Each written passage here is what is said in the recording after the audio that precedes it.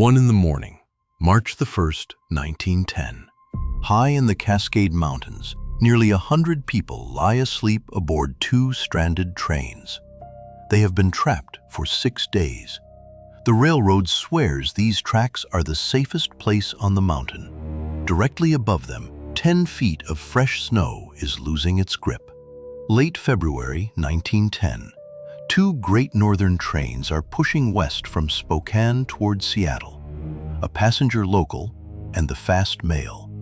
Their route crosses Stevens Pass, a narrow shelf of track cut high into the Cascades. Even in a mild winter, this is treacherous railroad. Steep slopes above, a river valley below, and snowfall measured in tens of feet. This is not a mild winter. It is the worst blizzard the pass has ever seen.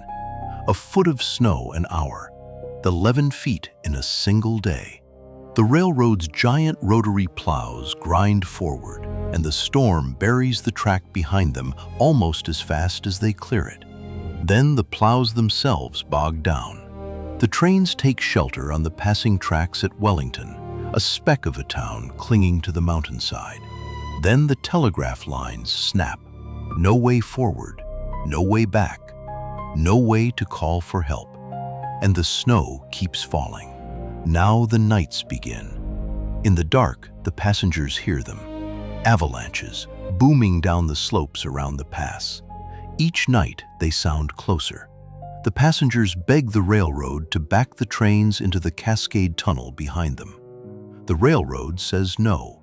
A tunnel full of engine smoke could suffocate everyone inside it.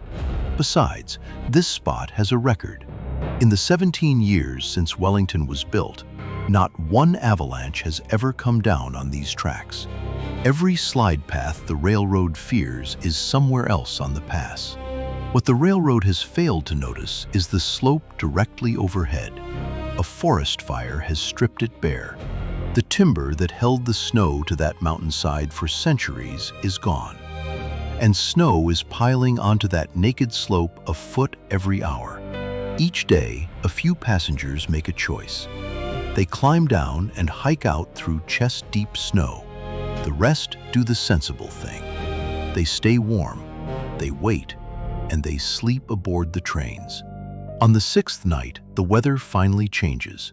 It gets worse. The snow turns to rain.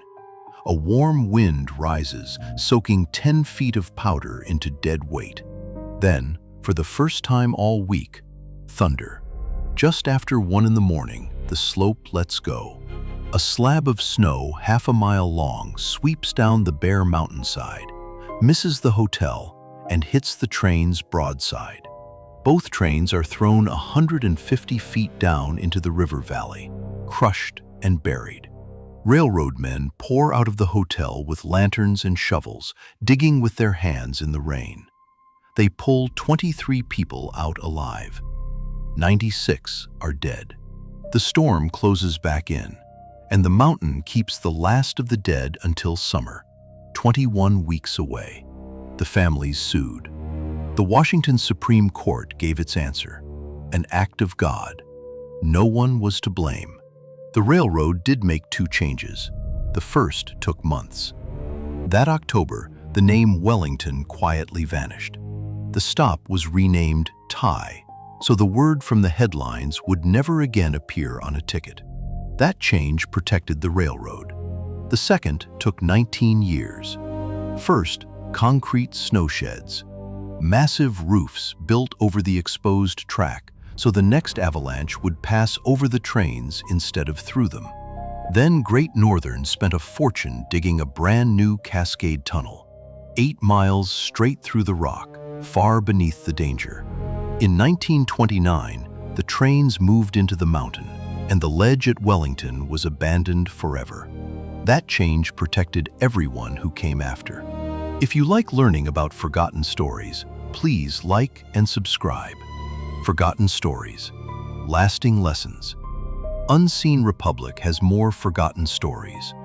The day a wave of molasses drowned a Boston neighborhood, and the nightclub fire that rewrote America's safety codes.